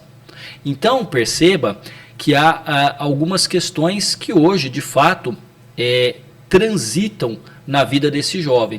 A polarização é uma delas. As redes sociais têm sido presentes. Tem um livro que eu recomendo muito, chama-se A Geração Ansiosa, tá? E ele fala o que está acontecendo com crianças e jovens por conta do celular. Tá. O que tem acontecido com o declínio da saúde mental de crianças e jovens quando elas passaram a não apenas usar um telefone para falar, mas para filmar, e quando colocou a câmera frontal, mostrando que aumentou a ansiedade, a depressão, a mutilação e os índices de suicídio. E a dispersão também. A dispersão, nós que somos professores, se você tentar, numa sala de aula hoje, lutar com a presença do celular, você perde, porque você vai ter... Os que não estão no celular vão dormir, e poucos vão tomar nota. Aliás, ninguém quase tem levado mais caderno para a sala de aula. Verdade. Então, esse jovem hoje é um jovem que praticamente já nasce no mundo fronteiriço ou já totalmente digital. Tá. A polarização faz com que esse jovem não queira se manifestar. Por quê? Porque ele tem medo de ser cancelado. Eu sempre falo assim, pessoal, a nossa aula ela será de política. Ela tratará de Maquiavel, Hobbes, Locke e Rousseau, autores clássicos da política. Claro que muitas vezes eu trago exemplos atuais, históricos e concretos para ajudar, e vocês podem também trazer aqui. Só vou lembrar uma coisa, nós não vamos brigar, nós não vamos ser desrespeitosos. Bolsonaristas, lulistas ou aqueles que não são nenhum nem outro vão poder se manifestar com educação. Quase nenhum se manifesta. Então, quando você fala desta polarização, deste ódio que tem permeado as redes sociais ou a vida das pessoas, isso tudo faz com que o jovem cada vez mais se torne alguém preocupado única e exclusivamente com seus interesses, né? Ele não tem... Quando alguém escuta que a política é suja, que os políticos são corruptos, que é um ambiente de ódio, de cancelamento, de fake news, de memes, por que esse jovem vai ter interesse, de repente, de pensar, será que além de eu ser um brilhante advogado, um cientista, um marceneiro, sei lá, um caixa de supermercado, porque todas as profissões têm sua validade, sua beleza. Por que eu vou deixar de pensar no meu salário e ganhar o meu dinheiro, especialmente para eu consumir, para estar conectado e me dedicar à vida pública? Uma parte considerável dos talentos vão para a iniciativa privada. Lá para os gregos, quando eles pensaram a política é o ápice em termos de nobreza, né, de pensamento e de ação, que é cuidar daquilo que é público, que é cuidar da vida em sociedade. Então, isso se perdeu. Então, esse jovem hoje ele tem menos estímulos à participação política. Por quê? Porque a gente tem um discurso de ódio. A polarização, meu amigo Fúvio, fez com que pai e filhos deixassem de se falar, amigos, no ambiente de trabalho, na escola, na universidade, na igreja. Em todos os ambientes que nós conhecemos, você tem essa polarização, que num livro chamado O Brasil do Abismo, né, algo assim, me fugiu agora, mas não é só uma polarização. E tem uma pergunta que você fez no primeiro bloco aqui, é uma calcificação. Sabe quando o osso quebra, aí ele fica ali unido, ele vai ser engessado, e ali forma um calo ósseo. É mais forte ali do que era antes, porque formou um calo ósseo. Então a gente tem hoje uma sociedade calcificada. Perceba que passando aí mais de meses, de anos, a gente tem uma sociedade ainda dividida entre dois grandes grupos. E a gente leva essa divisão para a escola, para tudo. E o jovem tem isso também, né? Agora, o que nós não tínhamos, esses jovens têm, é acesso desenfreado a uma tecnologia de uma velocidade muito grande, mas de uma superficialidade também muito grande, e a gente não tinha isso. Então, o jovem tem que conseguir hoje fazer a mediação entre aquilo que ele está nas redes sociais, por isso que eu falei da educação digital, né, educação para as redes sociais e a vida. Eu não sei se você acompanhou na sala dos professores uma rápida discussão de que os jovens não querem mais carteira assinada. Você chegou a ler o texto? Sim. O professor, nosso colega, professor Maurício Benedetti, colocou lá. E aí eu estava lendo aquilo e o Henrique estava na minha frente, né? Aí eu falei, Henrique, você sabe o que é CLT? Aí ele falou, sei. É a carteira do trabalho que tem que assinar para trabalhar. Eu falei, e o que você acha? Você quer ser CLT? Eu não quero ser pobre. Veja. Eu falei, mas por que você está falando isso? Não, porque a CLT é para quem? Você acha que eu vou querer ganhar o salário? Não, aí ele falou assim, eu posso até ser CLT, trabalhar para alguém, até eu ter dinheiro para montar o meu escritório de advocacia. Aí eu não quero mais ser CLT. Falei, é isso, filho, mas por que você está falando isso? Porque tem uns videozinhos na internet de um cara que joga a carteira de trabalho e as meninas saem correndo. Quem que jogou a carteira de trabalho ou apontou a carteira de trabalho na cara de outro político nas eleições aqui? Foi o Marçal. Foi o Marçal. Então isso aí está nas redes sociais e os jovens estão entendendo que CLT é ser pobre. Agora, é uma ideia enviesada, equivocada do que é o trabalho, porque o trabalho hoje é outro. Né? Eu escrevi um capítulo para um livro que deve sair agora, ainda esse semestre, em parceria lá no Mackenzie. Eu escrevi um capítulo sobre o trabalho. O trabalho hoje ele é diferente, né, do que era. A gente estuda muito o trabalho na sociologia, né? Na verdade, a sociologia ela nasce após a Revolução Industrial, ali, o Iluminismo, a Revolução Francesa, tentando entender essa nova sociedade que é uma sociedade industrial. Essa sociedade hoje não é uma sociedade em que a acumulação de capital ou desenvolvimento se dá única e exclusivamente pela indústria. Aliás, a indústria perde espaço cada vez mais. Então, a ideia do Lula de reindustrialização é uma quimera. O Brasil não se reindustrializa, acho que nunca mais. O mundo é outro. Mas os jovens hoje têm tido isso. Então, assim, o meu filho, aquilo que o Henrique falou para mim, sem que ele tivesse sequer lido o artigo que saiu publicado no UOL, já é um sentimento. Para mim um indício de que fato está acontecendo isso, né? Então, assim, os jovens têm se posicionado diferente. Então, os jovens estão tirando férias silenciosas. Você viu isso? Que a geração Z está saindo mais cedo do trabalho, sim, né? Está saindo mais cedo, não tem compromisso. A gente tem hoje jovens que têm ido com os pais para entrevista de emprego. Você tem pai ligando, na universidade já teve caso até de pai que foi saber por que o filho foi reprovado na disciplina do mestrado. Caramba. Então, a gente tem uma metamorfose do trabalho e da juventude. A vida, por exemplo, provavelmente para você, Fúvio, você tem um pouco mais de idade do que eu, não muito, mas tem um pouco mais de idade, mas para a sua geração, talvez, não fosse empreender uma coisa, mas passar um concurso do Banco do Brasil e ter uma vida estável. Para muitos era isso, ser um funcionário público, e tem questões disso desde a escravidão no Brasil, né? Porque você, assim, no Brasil, colônia, num Brasil assentado na escravidão, ou você está livre ou você não está livre. Então, ou você é escravo, ou você é livre. Sendo livre, se você não é filho do fazendeiro Pardá, você vai fazer o quê? Você vai trabalhar com o quê? Como você tem um comércio pouco desenvolvido, uma indústria que praticamente não existe, o canal e o caminho oficial ali, praticamente para todos, é o quê? Ser funcionário público.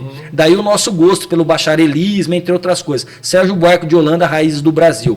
A grande questão é que hoje o jovem não quer ser nem funcionário público, muito menos, porque o Estado não presta, o Estado é corrupto, o político... Não quer.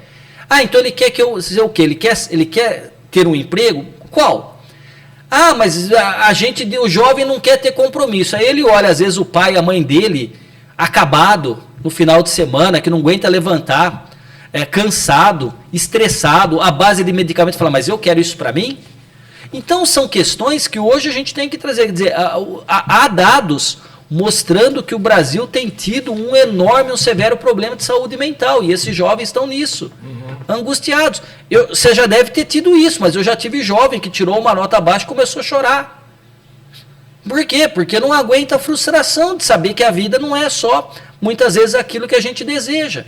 Então não é um caminho fácil. O jovem tem que ter perspectiva crítica. Para ter perspectiva crítica, para ter capacidade analítica, tem que ler.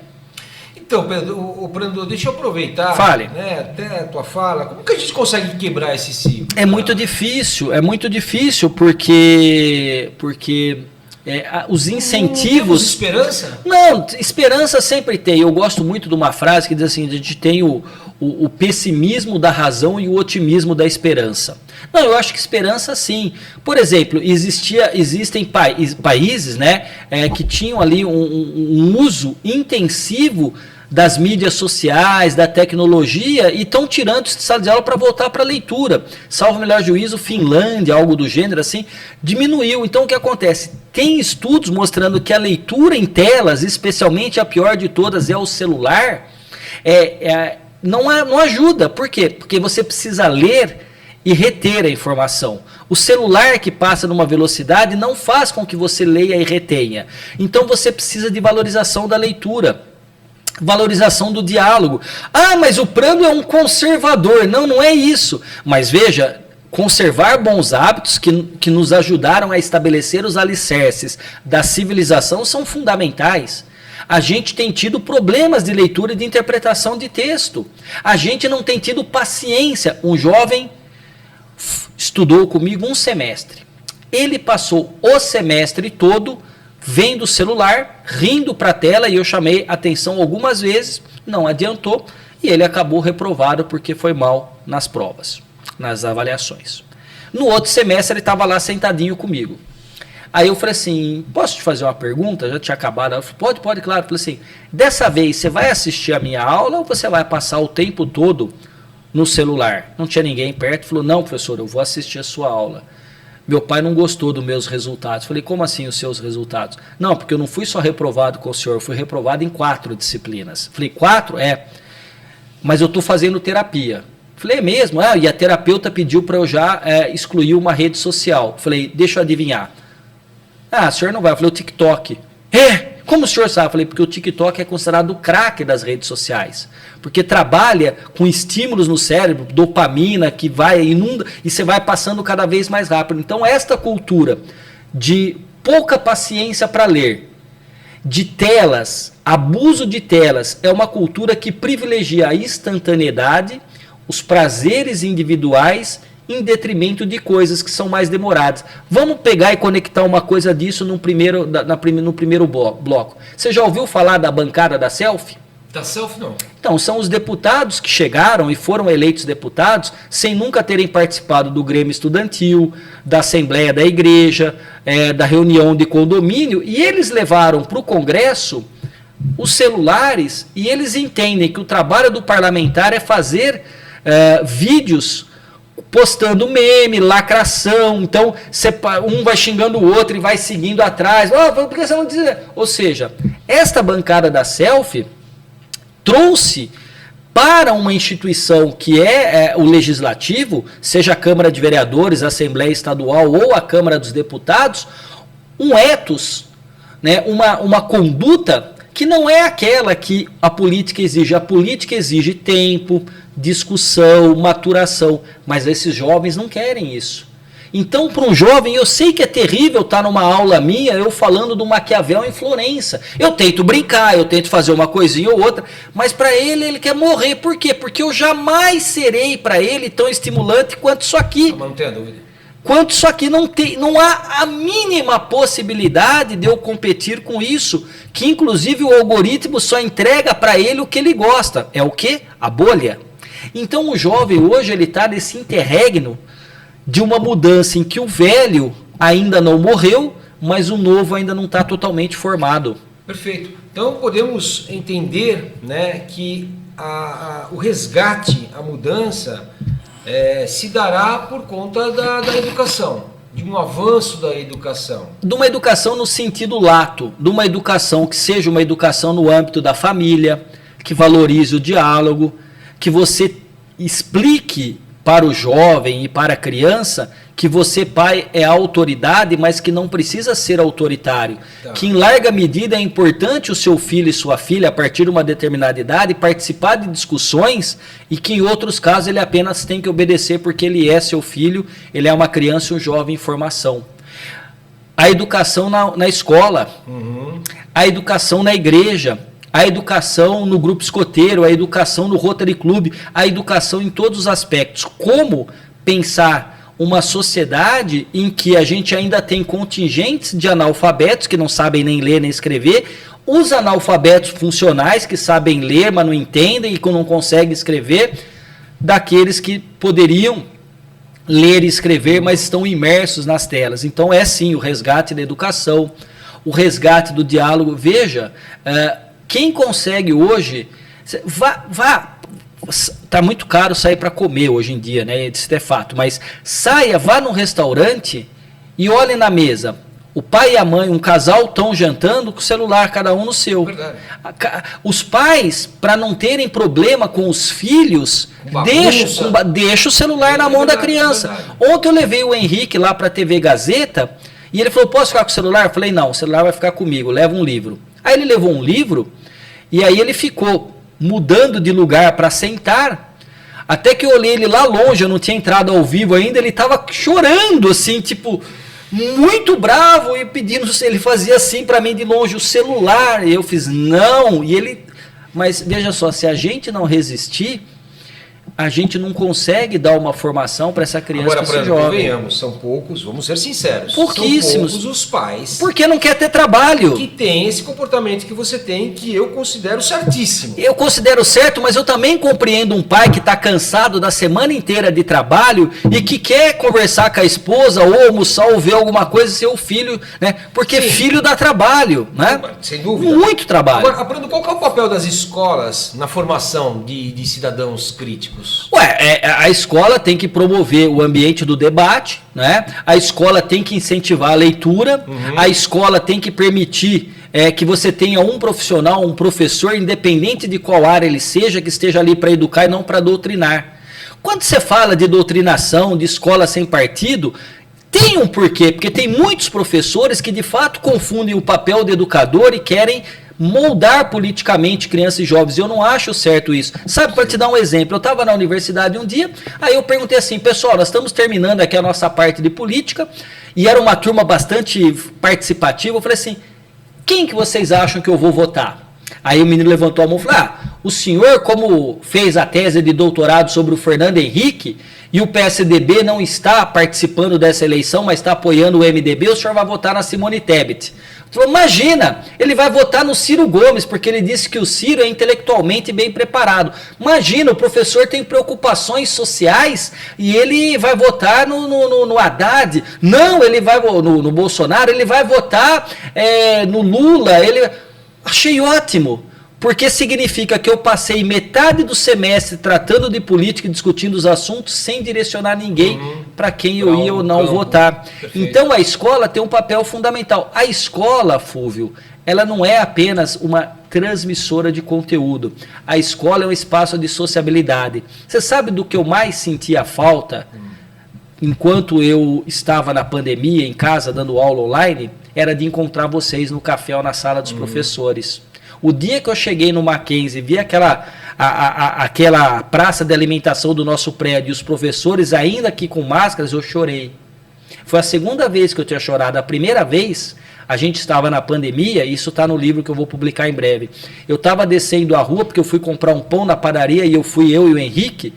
E aí, a hora que nós chegamos em frente ao Mackenzie, o Henrique segurou minha mão e não deixou eu ir. Ele era pequenininho. Aí ele olhou para o portão de entrada do colégio e começou a falar o nome e o sobrenome dos amiguinhos.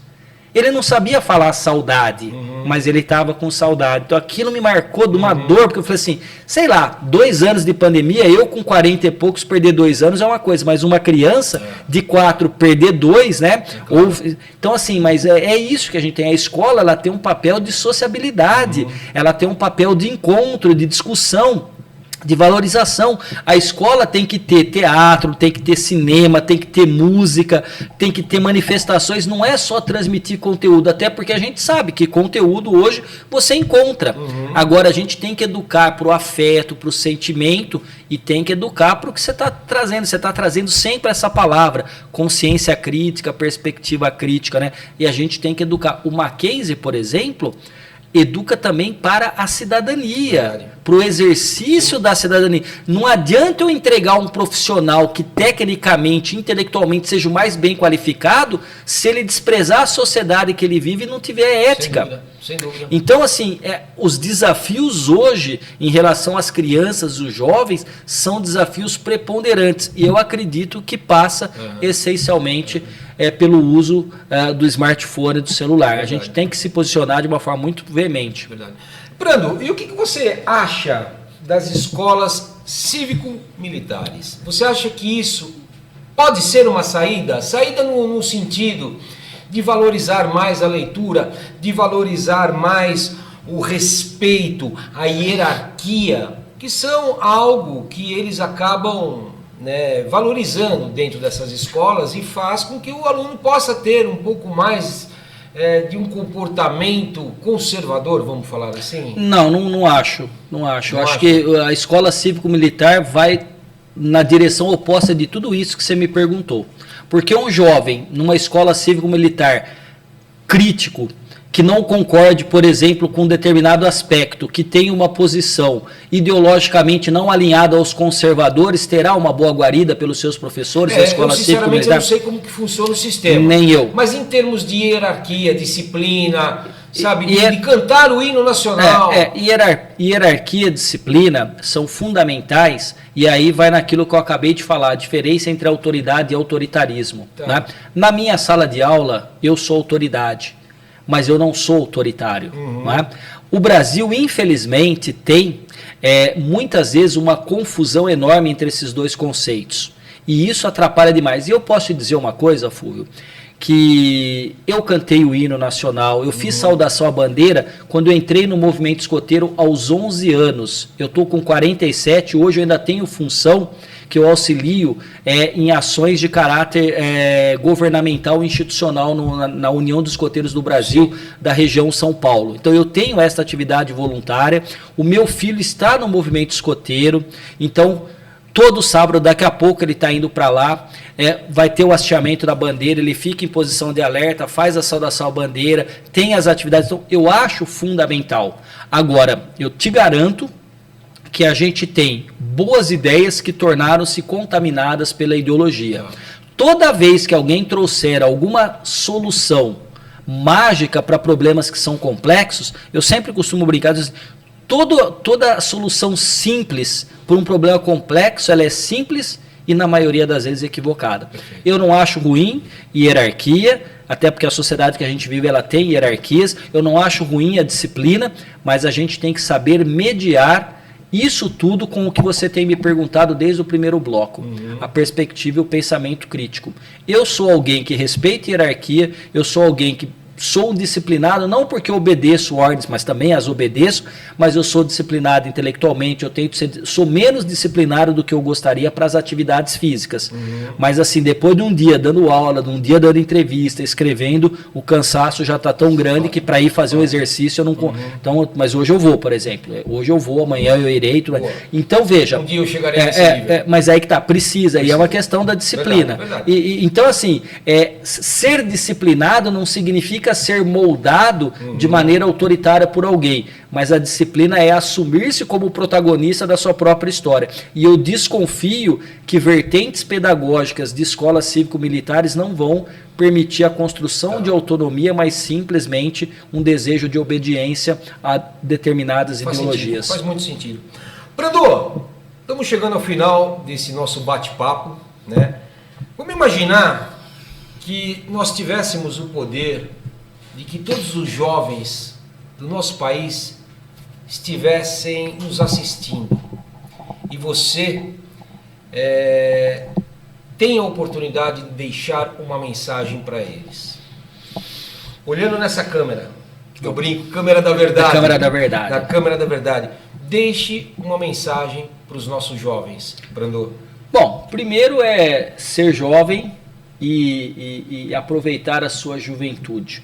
O que isso não significa excesso. A minha vida como jovem foi uma vida em que assim, eu tive que cuidar de um pai e de uma mãe doentes, perdi um pai, depois perdi a mãe, né? Tive uma infância muito tranquila, não uma infância de opulência, né, de uma família pobre do interior, mas uma família longe de ser miserável, qualquer coisa do gênero. Mas fui estudante de escola pública, tudo. Então assim, a minha juventude ela é, como a do Fúvio, substancialmente diferente da de vocês. Mas o que vocês podem? Tratem bem seus pais, né? Por qualquer outro motivo, por qualquer questão, são seus pais e cuidam e cuidaram de vocês. Aproveitem os espaços que lhes são ofertados. Nunca houve tanto espaço para aprender, inclusive às vezes sem sair de casa, no computador. Então estudem, leiam, costumem ter atividades culturais, busque uma profissão em que você possa não apenas pensar no financeiro. Eu gosto muito do Baden-Powell, o fundador do escotismo, que dizendo assim, caminhos para o sucesso. Sucesso não é riqueza, sucesso é ser feliz. Né? Tem até país que tenta mensurar isso a partir do FIB, né? Que é a questão da felicidade interna bruta e não do PIB. Então assim, a busca da felicidade é uma busca de estar bem consigo próprio. Agora, eu acho que estar bem consigo próprio não é possível sem estar bem com a sociedade que a gente vive. E aí, claro, tem o coaquete do professor e do sociólogo. Busquem satisfação pessoal, sim. Busquem a construção de uma vida digna, mas pense também na satisfação e na vida digna de outras pessoas que porventura não possam ter aquilo que vocês têm.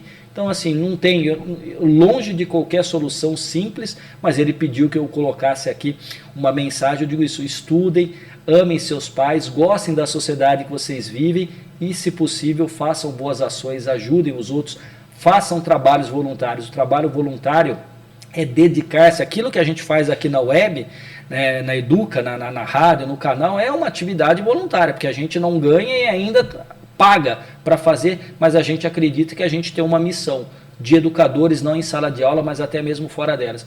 Eu espero que a vida seja uma vida feliz nesse sentido para todos vocês. Você sabe, Brando, que pessoalmente falando, para mim é sempre muito gostoso de escutar, cara. Obrigado. Sabe, eu tenho uma admiração muito grande por você, pelo que você é, não só intelectualmente, mas também como ser humano. Cara, e para mim estar com você nesse momento riquíssimo de aprendizado, toda a conversa que eu tenho com você, eu sempre aprendo alguma coisa e hoje não foi diferente. Meu amigo, muito obrigado. Eu que agradeço, estar aqui comigo profundamente. neste dia. Eu espero que a gente possa se reencontrar aqui nesse estúdio brevemente para a gente conversar, avançar nessas pautas. Desde que eu seja mais rápido nas minhas respostas, né? Até o pessoal aqui durante o intervalo até estava brincando com o Prando, né? Falando assim, puxa, olha, eu espero que as pessoas tenham um pouquinho de paciência para assistir o vídeo por completo, né? E que consigam Você faz esse corte e já joga no começo, né? Você pega, faz o corte e joga no começo. Eu vou pegar esse pessoal, então, ó, tenham paciência, mas de fato, pessoal, tenham um pouquinho de paciência, porque é um assunto denso, é um assunto complexo, né? Não é algo raso, então a gente precisa prestar muita atenção nas coisas que o Prando está nos explicando, né? Para que a gente possa interiorizar, para que a gente possa mudar o nosso comportamento, né? Eu acho que todo aprendizado, ele deve de alguma forma fazer com que a gente possa mudar o nosso comportamento para melhor, né, Prando? Esse sempre, é o objetivo, sempre. Né? Eu acho que a vida é essa, ela é troca. Nosso querido Zé Geraldo, que já esteve aqui, Sim. Zé Geraldo Guimarães, professor, diz: a vida é eco. Você vai, volta. É isso aí. Obrigado mais uma vez, Prando. Eu agradeço. E pessoal, muito obrigado por vocês permanecerem conosco, né, ao longo desse bate-papo maravilhoso, comprando, né? Se vocês tiverem alguma dúvida, comprando. Um chamamento ao consumo, né? Um chamamento ao consumo, verdade. Né? Se vocês tiverem alguma dúvida, pessoal, escreva para nós, né? Se você tiver um posicionamento contrário, por favor. E se não me xingar, eu respondo, inclusive. Sim, não, mesmo xingando. Não, eu não. Eu respondo. Foi o que eu fiz hoje. Eu não. Porque é o nosso papel, né? Mas, gente, se você tiver um posicionamento contrário, se você não concorda com alguma coisa do que nós estamos falando, escreva para nós, sabe? Mas de forma respeitosa, vamos manter um diálogo respeitoso, né?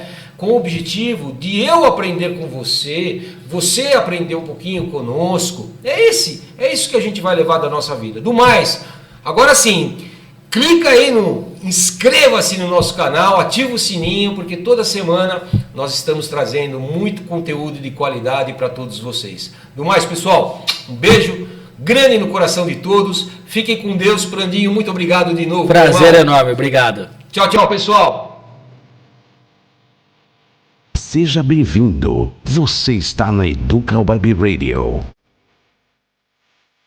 Fala galera, passando aqui para convidar vocês para conhecerem a Educa Web Radio.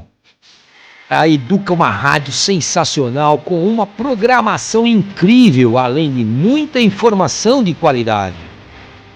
Aqui você vai escutar o melhor do Classic Rock e os maiores clássicos dos anos 80, 90 e 2000. Dá uma olhada em nosso site para acompanhar a nossa programação. Além disso, temos uma novidade. A Educa Web Radio, a partir deste ano, está com as suas lives, um espaço onde conhecimento e a troca de experiências ganham vida.